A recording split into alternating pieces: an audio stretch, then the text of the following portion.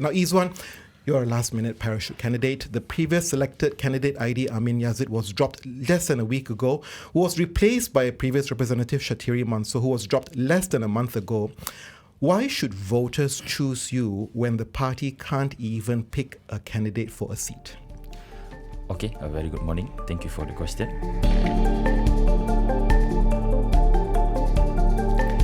Welcome back. You're listening to The Morning Run. Now, the N39 Kota Damansara seat will see a three-cornered fight with more than 90,000 registered voters, a huge jump from the 50,000 voters back in GE14. Now, today we welcome all the candidates to this mini debate. We have with us Izwan Kasim of Pakatan Harapan, Razlan Jalaluddin of Perikatan Nasional, and Sivarajan Arumugam, the Secretary General of Parti Socialist Malaysia, his second time contesting. Thank you very much, gentlemen, for taking the time to speak to us. Thank you for having us. Thank you for coming. Thank you. Now, because all of you are politicians, we have to keep control of time. You have only 2 minutes to give a response maximum. A bell will ring when there are 30 seconds remaining on the clock, and followed by a countdown beep for the final 5 seconds.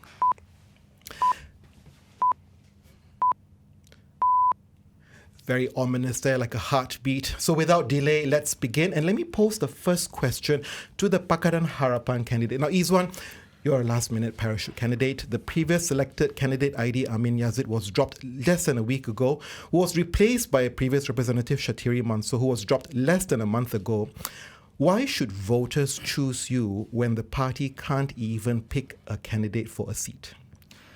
Okay, a very good morning. Thank you for the question. Of course, in last Friday is very big news, even not for the voters for Kota Damansara, if for me also. Because I just received a call from the party for asking me to contest in Kota Damansara because as a youth quota, because me myself as youth chief for Selangor. Okay, for the voters, okay, I just said that my commitment to the community on the ground work have been done by last 11 years. Maybe not in Kota Damansara, but in around Selangor. Then after that, it's for me to continue the work of Pakatan Harapan that have been done basically within 5 years, because Pakatan before this is Pakatan Rakyat. Then to bring it another level for higher and better. After all, as you know, in Kota Damansara, the youth vote below 40 is about 58%. So maybe this is the reason I've been sent to Kota Damansara. But that's the challenge, isn't it? You say you're here because of a youth quota. You may not be the best candidate for the job because you don't know the issues on the ground well, isn't it? I mean, should we really have candidates selected based on meeting certain quotas? No, the thing is, it's not about whether I'm there or before this or not. Because I have been groundwork before this. Basically, when you go to other new places, then you can see whether or not what's the problem actually on the ground. Based on my experience, have been done before, I can bring in to another new level, and maybe I can solve a few problems before, after I don't, yeah, because I'm the councillor before this, then maybe it can help me or people on Kota Damansara. Now, let me turn our attention to Razlan. I mean, yes. You are, contesting for the first time. You're a relatively political newbie. You have a very huge uphill task to achieve, isn't it? I mean, in the last election, Pakatan Harapan won 62% of the vote. That's right. BN won 25% of the vote. PAS won 13%. You don't stand a chance, right? Yeah, on paper, it seems like that I don't stand a chance. But we have to remember, okay, things change. After 8 years after the general election, some promises, or maybe to us, all promises was not even fulfilled by the current federal government. So the wave of people wanted to have a change is currently there.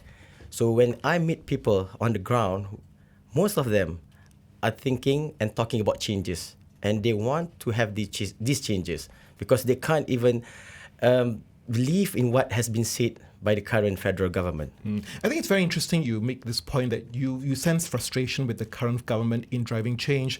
But I want to pose a question to you, right? I mean, in the past also, right, you have also been affiliated and supporting the government per se. So how can voters pick you as a representative of Perikatan Nasional, or do they pick you as the individual here? Because people are not sure whether your allegiance will remain loyal. Yeah, thank you so much. That is a very good question, a very strong point that you have made there. For being a local, that gives me an advantage compared to other candidates. I've been staying there for more than almost 30 years. I grew up there. And in fact, in 2014 until 2018, I was the coordinator for Kota Damansara. I know all the issues. I'm very close with the people. And they are very excited to give me a chance to represent them in Kota Damansara. Yeah, I think, Razlan, you make a point that you're actually a local boy. You know the situation quite well, although you're relatively new to the political scene per se. Not quite true, because I've been in politics. I was with PKR before. Yes. Okay, I was the Majlis Pimpinan Pusat, the Central Executive Council, and I'm in politics for quite so long already. But I want to bring Siva Rajan into the picture. Siva, this is not your first time contesting. It's the second time you're contesting in this seat. In the last election, you polled 435 votes. That was less than 1% of the total vote, right? I mean, is voting for you really a waste of time? Do you think this third force is actually a spoiler force? Not really, because I think it's for us in the PSM, for the Socialist Party, is that our work goes beyond elections. It's basically to make the concrete reforms. So actually what we are doing here is that we are picking up from Dr. Nasir, who was a state assemblyman from 2008 to 2013. And while he was a state assemblyman, I was his secretary, and I was also the local councillor within the same constituency. So there's many issues that we have been continuously servicing. And even though we were no more the state assembly, our branch remained in the same place, and we continuously service the people. So until today, we are still there, and we have been overcoming so many issues. So we think that contesting again, it will give us an advantage if we are going inside as a Wakil Rakyat to resolve these issues. Yeah, but there's no debate in you knowing the issues because you have the experience on the ground. But whether you can execute on the issues, that's the concern, isn't it? I mean, you really need a concerted effort statewide for PSM to have some element of influence in the state government. So really, you may know the issues, but can you execute and deliver on the issues? That's the central question people are wondering. Yes, I think for PSM, because we've been, this is our 25th year in politics nationally. So PSM, I think we are very known for our grassroots work. And then we have sort of made a lot of victories in terms of housing for people, in terms of issue for workers, healthcare. And we have all done this even though we might be in the Legislative Council, either in Parliament and all that. So even though we had one representative in Parliament, Sungai Siput, and one state assemblyman, there's a lot of reforms that we were able to do. But through my years of experience in politics, 30 odd years, there's only so much that you can do outside. We can assist the people, we can empower them, we can demand for policy changes. So I think it's very crucial for people like PSM, for myself, to be inside the State Assembly, to take it one step further and to make sure that these policies are enforced and are implemented. So I think we are at that particular juncture now. Now, you've all tried to make your case why you all should be the elected representative for Kota Damansara. We have had less than 7 days since the nomination day last Saturday. You've had 1 week of campaign. I can see all the bags under your eyes. It's been a very tiring campaign. That's right. I'm sure for all of you. I want to pose the first question to Razan because, as you say, you're a local boy. You know the issues on the ground. And when you go and visit all the different wet markets around the area and constituency, what are the top 3 issues that voters are extremely frustrated with? Thank you so much. The first, definitely the cost of living. Second would be the salary that the people are getting now. And thirdly, the local issues would be on cleanliness, safety, road congestion, or public transports. All those are very concerned by the people. Thinking about it and breaking up, you really highlight two core issues, isn't it? There's the federal issues. Yes. And there's also the local issues. So when you have conversations with voters, right, you as a state rep, how often can you say you can make a change on the federal issues like cost of living and wages? Well, we cannot go far from federal issues with state issues, okay, because it concerns us every day. So as a state councillor later, we can put pressures on the federal government. See, this is what's happening in Selangor.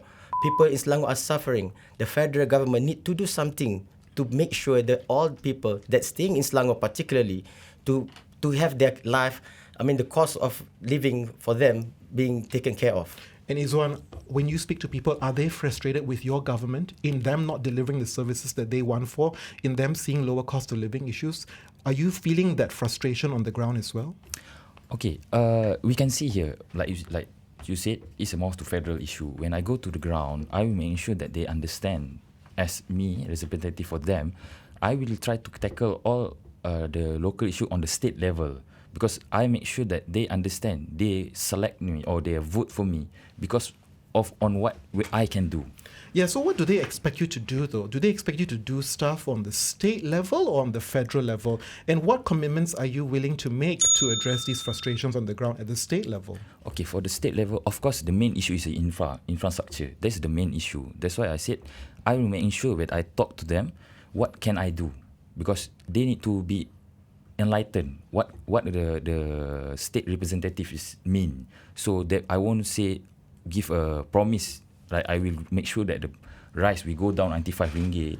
No. Okay, we're going to go into much deeper into all these policy promises. I do want to bring Siva into the picture now, right? You know, you've been around for a long time. How have the issues changed, since you've been campaigning for the past 4 or 5 years? When you go down now on the ground, how different are the issues versus 3 to 4 years ago? Are they changing? I think they're changing, but not really for the better. I think one of the bigger problems that people face, not only the working class, but also the middle class, is the inability to buy houses. Houses are simply unaffordable, and this is something you can really address in the state level. But unfortunately, the reform governments and the governments before that have failed to address it. So we need clear policies on how we can make housing affordable again. And this whole thing about Rumah Mampu Milik, I think it's a farce. It's not really giving people housing. The second thing we find that also people living in the urban poor, Kota Damansara itself got an abundance of low-cost flats. And most of these people who were shifted here 20 over years ago, and most of these flats are really dilapidated. They are unable to cover the maintenance costs. So there is a great push as far as PSM is concerned, is that we want the lower cost flats, the maintenance to be taken over by the government itself, because they're simply unable to sustain. So these are some of the main issues that we find on the ground, that we think that we can make certain changes in the state level. We're going to shift the tone now to what do you stand for? And I think really what you stand for is a function of also understanding the constituency of Kota Damansara. I mean, it's a diverse community, but with many issues. I mean, nearly half of the citizens are urban poor. There are plenty of wealthy, leafy suburbs and gated communities, but rife with traffic jams. And so to a certain extent, reflecting the best and worst of Malaysia in terms of how this state has been evolving and developing rapidly amidst rising income inequality. So I want to get to the promises that all of you have made. And I want to start with you first, Siva. I mean, when you hear these two big giants with their political manifestos, is it just all hot air in your view? Okay, basically I think is that what we find is for PSM is that the challenges of any government when they take power is that whether they're able to challenge the whole structure of the economic system that we have. Well, basically to put it in a simple term is that we find that even if it's Pakatan or Perikatan, they would still fall into the same framework of the capitalist mode, whereby privatization is given the priority, and then how things in terms of land use, using of development. So most of the things are given in priority to investors. And so we would take the position of people before profits as a socialist. So that is where I think that we would differ. So in terms of approach, I think there's the scale need to be tilted in terms of regulations, in terms of land use, in terms of overall development plans, whereby people are prioritized. I mean, we live in a limited constituency. In fact, the whole world is a limited. So there's no use that we further push for more and more progresses. We're just going to get a road and a highway above another highway. So it's never ending. I get it, but it's a very unpopular, unconventional view in this part of Malaysia where people are struggling and want food on the table, isn't it? I mean, you talk about the big, lofty goals, but really people just want a high income, higher wage. They want more jobs. They want better paying jobs, isn't it? That's really the fundamental need for most people here. I think where we have to redefine development itself. If we're not saying that we stop development, it's not a discussion about degrowth, but what we're saying is that the distribution of wealth is what is needed. So we find that even though most people we push for development, but there's a lot of wealth which is accumulated at the top. So what we are saying now is that it needs to be distributed. In fact, in terms of income equality itself, there's a great income inequality within Kota Damansara. We find people who are living in double-story bungalows, and we find the urban poor who are working 12 hours a day. So how do we bring together this income inequality which is happening? So that is what I'm talking about. I'm not to say that tomorrow we do not grow the economy, but we need to distribute it well enough, and that is not happening now. I want to contrast that because for Pakatan Harapan, I mean, you've been in government for 7 months. This is your second time in government as a whole. Izwan, I mean, there has been this Kita Selangor manifesto, right, which was launched. 5 key pledges: superior economy, quality education, religion as a beacon of inspiration, list goes on, good efficient government. It's all very fluffy and flowery language, you know. I think people are going to scratch their heads and wonder, it's just all word press, isn't it? There's really nothing substantive behind it. I don't think so, because we in Selangor government, we prove that what we talk in manifesto. So when Yang Amat Berhormat Menteri Besar give it a 5 tekad for 5 years, I think it's doable. It can be done, because I've been study, and we can see how much our economy and our reserve. I think it's doable, and it touch every segment. I think youth, for student, for the old. So what specific policy, in your view, in this 5 tekad that is really relevant to Kota Damansara? Which policy, in your view, are you going to champion and fight for? Okay, for me, because of course, for me, education is one of my championing, because I'm GPMS ESCO for Selangor. So to family to improve their life, so they need to have education. So for 5 tekad, one of they start go even further. For example, for Pusat Tuition Rakyat Selangor, now they are try to targeted about 200k within 5 years or within a year. So we can see in Kota Damansara there are a lot of PPR. They need the education because there's a lot of schools. Schools are now packed, very packed. So we need to have a community and bring the education to them. So by doing this, I think it's good especially for Kota Damansara people in PPR. I know, but the question here is that Pakatan Harapan has been running this state for a very long time. Yes. And so then the question is really, for many people, they still haven't felt the entire progress to it. So how are we going to show that difference, right? How will another 5 years justify a shift and change in your direction? Okay, first when we talk is about economy. Economy, we make sure that the economy is good in Selangor, and we give a KDNK, biggest KDNK. Of course, the economy need to be focused on what? Because 5 tekad, there has 5 pillar. So in each pillar, they have a niche for each pillar. So we need to make sure that they understand and they will know what of the pillar, and they can ask which for each pillar. Because of course, when we say about before this IPR whatsoever, they didn't know what's for them. That's why as a state representative, they need to go to the ground, make sure that they know what they can get. Rasa, when you hear what Izwan is saying, do you believe what he's saying? Do you think that all this is either just not ambitious or just not true? For me, I have to respect my learned friend here. But we have seen for the past 15 years. But why are the same problems occur? Because it was not really... It can't be executed. It cannot be executed by the government. We can hear a lot of good things, nice words are being used, but in actual fact, whether that thing has been implemented and has been felt by all the people. That for me, it hasn't been done. So for me, what has been said by my learned friend here was just, sorry, but I have to use the word rhetoric here. I mean, this is again the question, right? You don't have the rhetoric yet because your Selangor Baharu manifesto will be launched later today. Tonight. That's right. You know, tell me and commit to us that there isn't rhetoric in that manifesto. How different will it be versus what we've heard so far from Kita Selangor? At least on the Pakatan Harapan side, they've at least outlined what they pledged to do.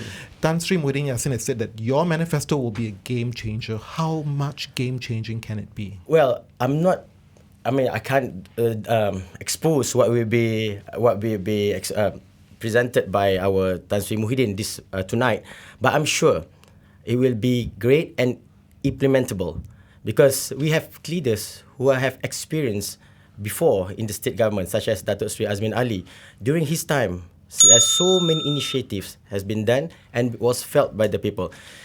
For that reason, if I can refresh our memory, in 2018, the election, Azmin was still with Pakatan Harapan. We won 51 state seats. Why? Because during his tenure, he makes people happy. Everybody get what they need, and most people will get what are supposed to be done. Siva, was Azmin Ali a good Menteri Besar? Certainly not my view. I would like to share this one particular incident which I was directly involved in. It was during his Menteri Besar. That's why I say that most governments, they don't do any structural reforms.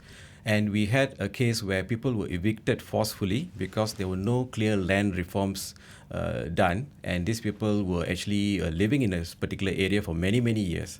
And they had the forced eviction, and the Menteri Besar Azmin was there. He failed to save them. So in that way, that's why I feel is that it's not important just we have a big manifesto. There's key important land enactments that you need to make sure giving rights to people who have stayed there for a long time, businesses, and just not just follow the law and just go in and just bulldoze. So the reforms, we think that is not being made by both sides of the political bloc. And it's the issue, isn't it? Amirudin Shari also hasn't done all these big game changer things that Siva has asked about, right? Why is it that Amirudin Shari, as Menteri Besar, also hasn't executed? And what has his track record been in the past 5 years over these critical reforms? I think it's not fair to say that Datuk Sri Amirudin don't have any political reform when they didn't. There's no achievement at all because we can see the reserve are getting better. It's much higher compared to other before MB, which is Datuk Sri Azmin Ali. Because we must understand, we must make sure that the state level, the economy are okay, the state reserve are getting better, so that we can contribute more to people on the ground. Because if you don't take care of the economy, so how you want to? Yeah, but that's the issue also. I mean, you can take care of the economy, but you're not allocating the resources in the right way, isn't it? That's also the frustration many people have. Like I said, if you say that the allocation is there's a niche for each of allocation. Of course, you can say whether it's enough or not. Of course, there's never enough, but at least we are trying to give allocation for each niche of people.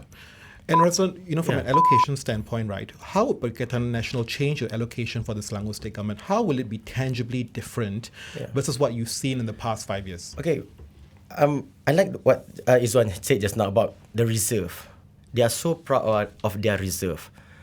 Please be mindful. Reserve, we should not be too proud of big reserve.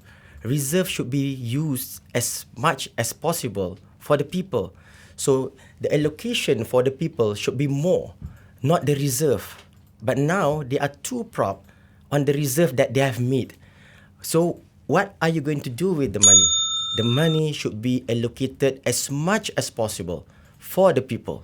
That's why we have seen there's so many initiative that was done before is not there anymore. Gentlemen, we had a very interesting first 30 minutes already, and we're going to go into the last leg. But again, just to remind us all, we have now a 1 minute cap to the response because we're going to do a bit more rapid fire response and focus now on the local issues that are dominating the Kota Damansara seat. Now, of course, so many issues here, right? Flooding, rubbish, illegal food stalls. But the number one issue on many people's minds as they're driving to work now is the horrendous traffic that many of our commuters and motorists are experiencing in this seat. I want to start with Raslan. what are your promises in addressing the traffic woes of Kota Damansara citizens? Philip, thank you. I really like that word, horrendous traffic. Okay, first and foremost, in any developed country, to address the issue of traffic congestion is providing public transport. It must be efficient, it must be frequent, and it's easy to access by the people who are living in that particular area.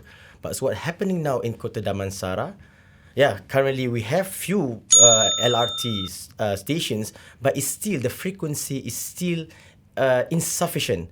And how about our buses? We can see we hardly see any bus go through Kota Damansara and around our constituency until Kampung Melayu Subang, Kampung Subang Tambahan, until up to Sungai Buloh. So this is the main issue. We need to get more public transports for the people to be used, for them to commute rather than using their own cars. I think it's a very interesting point, because if you look and listen to the residents, right, it's not public transport they want a resolution for.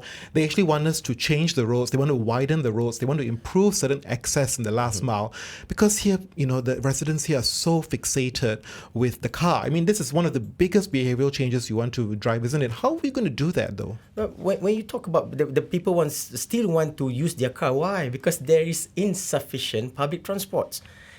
We need to have a very strong political will to make awareness, to educate our people. Using public transport is better rather than using our own transport to go to especially to go to work. You still need to have your own car. In the weekend, you need to bring your children around. Maybe further up to north or south of the country, you cannot use public transport that efficient. But then, to go to work daily, to move around Kota Damansara, isn't it better to have a good public transport? Yeah, and Izwan, how different is your plan, right? How do you think about the public transport and the transportation issues here in Kota Damansara? Okay, since my experience on public transport, because I'm as a local councillor, so public transport is one of our focus, because as in MBSA ourselves, we try to put an extra budget on the public transport. FUC in Bus Smart Selangor, even though last time it's funded by state, but now it need to pay by the local council. So we make sure that there's a certain amount, and we try to add up every year to make sure that the buses have it. You put the money, but is it delivering the results though? It delivering. What's not the fair. proof? Yeah, Because what's the numbers? okay. See, there's the meeting. There's a lot of people. Maybe because some people don't use the buses. It's not fair to say that no people are using the buses, because the people who using the buses that have been counted. So what's the public transport model share now for your constituency then, for the area? Okay, we make sure that each of public transport be not only for government. Of course, the public also need to provide. Such as MRT, even though it's GLC, they need to provide the bus feeder so that it connected for each constituent. Siva, when you listen to these two gentlemen, Yes. is the fundamental issue actually the way we develop our land? That fundamentally, that for this constituency, we've just too many high-rise developments, and what we need to do is just stop development as a whole? Yes, exactly. I would concur with both gentlemen from both parties, but I would take it a step further. Is that I think most of the public transport in most countries overseas is placed on the local council. Because when I was also a local councillor before, what I proposed is that the local council must be the point whereby they are the first person who will know on what developments are upcoming. So that the planning must start from that point itself. So we must have a permanent committee sitting there with the bus providers, preferably they are government owned, and the planning must start from there. So even if we have that kind of planning, then at least, because I think most of the problems we have, even though we have buses, we don't have bus lanes. They're going through the same roads that the cars are going. So why don't we have a planning, if there's a building of a road, to make sure that planning starts to provide a bus lane from that point itself. We must have bus lanes. And if there's a development happening, and there's a lot of land grabs which is happening now, private developers suddenly want to develop a small portion, high density. So I think all of these things are controlled by the local council. If it's a no-go, it's going to increase your transport, your traffic impact assessment. So a lot of people talk about this, but actually what happens is nothing is very transparent. So I think we should empower the local councils to take in charge of the whole process, the development process, such that they can plan the roads, plan the density, plan the bus lanes, and also plan the buses which are supposed to service these areas. Which then brings us nicely segue to the next question. Gentlemen, over the break, I asked you to rate the performance of the local councils. Okay. 1 to 10, 1 being the lowest, 10 being the highest. You've given your scores. Can you just show us your scores? What are your scores, essentially, in terms of how you rate the effectiveness of the local councils in your constituency? Izwan, you've got it at 8. Razwan, you've got 6 to 7, 6. So everyone's got a pass mark. So you all guys think actually the local councils have done a decent-ish job. I mean, let me just start with the person with the highest score, Izwan. Why do you think they've done such a great job, even though people are so unhappy and frustrated? Okay, for example, I cannot give 10 because I believe that they can improve. Some, of course, me as a ex-local councillor last time, of course I have a heat debate with them because there's certain changes that need to be done, or certain new development. New things need to be done because we cannot, like 40 years. Some of the pengarah, they feel easy because they have been done. They take it for granted. They take it for granted. So we have a lot of youngsters in council. We try to push to the limit. Okay. Do you think the answer to basically improve effectiveness for council, Razlan, is that we actually need to have new blood into the local council? Do you think that's what we need to do to inject it? Because your score is not too bad as well, just past 7 out of 10. What is the key way to really take the effectiveness of the local council to the next level? Okay, if one can't give 10, I can't give them fail. Okay, because they have done what should be done, but it's still, there's a lot of room to be improved. I really totally agree. We need to put young blood in the councillors. But it's hard, is it? Because but it's not that easy to. Because so many people want that seat. Okay, the most important, these people who are filling the position need to be a person with great heart that want to make sure that the efficiency of our local council to serve the people. If not, we just are talking about nothing. You gave the lowest mark of all, Siva. 6%. Yeah, why? 6 out of 10. 6 out of 10. Okay, why I would say so? I would not put the blame on the bureaucrats who are running the council. Actually, what I can comment is that I was taken aback when Amirudin was here, the MB was here. He said that we need to do reforms to change the pengarahs and all that. I would disagree with him. I would say that we need local council elections. That is more crucial. If you look at the Local Government Act 1974, it very clearly says that the councillors are the bosses. They are the one who put out the policies, not the pengarahs. So please don't put the blames on the pengarahs and the officers. So once we have local council elections, they can do a lot of policy reforms, change how things are being run, and they will be the connecting bridge to the people who elected them. Razan, do you agree to local council elections, yes or no? Yes and no. It's about timing. Do we need it now? When then do you propose we do it? How many more? People are asking us currently now for this state election. People are asking how many more elections that we have to face. When we face election, there's a lot of money to be used to spend. So for now, I believe local council is not the right time for us to have the election because. But in time for next G50? Maybe, but just not now. I see. Do you agree with that sentiment? Yes and no? Yes, but in not principle. now? Yes, in principle. But like I said, we need to ask for memorandum. Like in UK, everything if we need to be done. So we need to have a vote whether we need to have a local council. Yes, I think because sometimes, like I said before, sometimes we think it's need to be done now, but actually it is need by the people right now. Okay, we'll keep that thought in mind. Let's conclude because we are running out of time now. 30 seconds. Each of you will be given only 30 seconds. Why should the voter vote for you? I'll start with Siva. I think it's time for reform. It's very sad that when I go to the ground, what do I see is that people are very frustrated. They are not confident that both political blocs, there's a lot of infighting within the political blocs, and they are frustrated with even the existing government which has not delivered for the last 3 terms. So they are looking for new people, new blood, and new programs. So most people are just voting out of frustration, not out of hope. So I think PSM is here to give a hope, even though we might not be sort of taking over the state government and so on. But this is where we say that please, for this time, vote for yourself, vote for your constituency, vote for the person who can best serve your constituency. Thank you. Thank you. Razlan, make your case. Thank you so much. That Sivarajan used the correct word, hope. People are hoping. When I was on the ground, certainly they are hoping for a change. And certainly the change will come from Perikatan Nasional. We are a government in waiting in Selangor. We will take over on the 12th of August. And definitely on the 13th of August, people will see some changes slowly. We are not promising moons and stars, but definitely with the courage that we have, we will certainly make those changes. Thank you.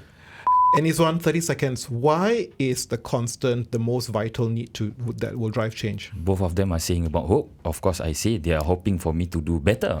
Kan? Right. Since you're Pakatan Harapan. Yes, they are in government. Of course, of Pakatan Harapan is not, I can say it's a God-made party. Of course, there are a lot of room to improve. But hey, we done our manifesto for 5 dekad by Datuk Mesti Besar Amirudin. So this is the guideline that you can see. You can judge us another 5 years whether you want to give the vote to us. At least for Pakatan Harapan, we don't use race, religion and royalty to get the vote. We give it you. This is for you to look out and to study. All right, on that very much hopeful note, thank you for all your time. Joining us in the studio is Izwan Kasim, Razan Jalaluddin and Sivarajan Arumugam, candidates for the race to be the Adun of Kota Damansara. Keep it here, BFM 89.9. Thank you. Thank you. Thank you.